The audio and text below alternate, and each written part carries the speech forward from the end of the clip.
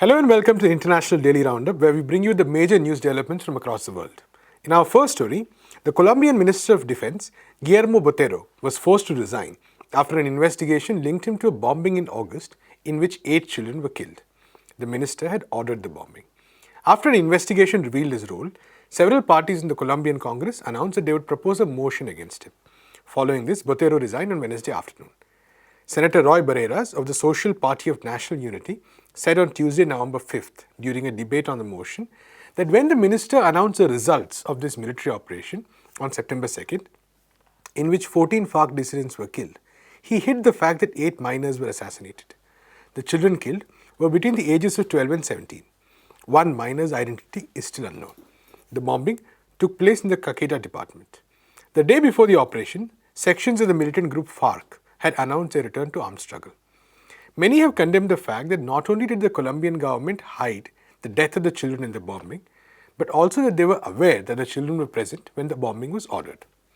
In our second story, hundreds of sanitation staff, porters and security officers at the University College of London have voted to go on strike.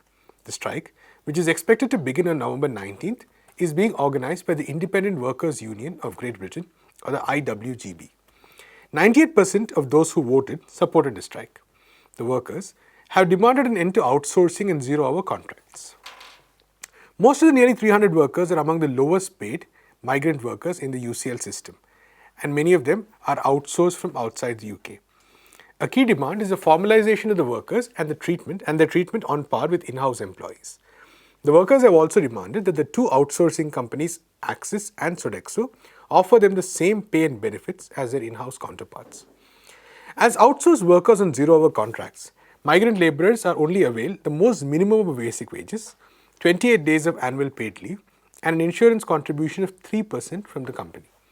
There is very little scope for a hike in wages or an advance in position.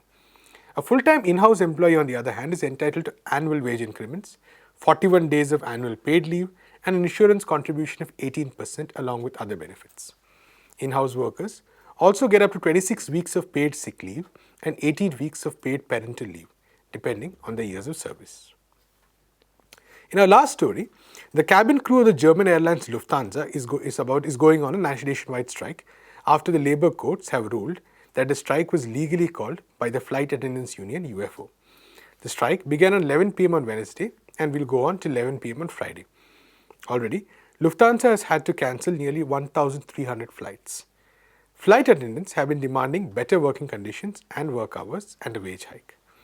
The strike is the outcome of a long-standing dispute with the airline's management, which is yet to heed calls for better timetables and work hours for the employees, even though it has made some concessions on the wage hike demand, proposing a 2% annual increase.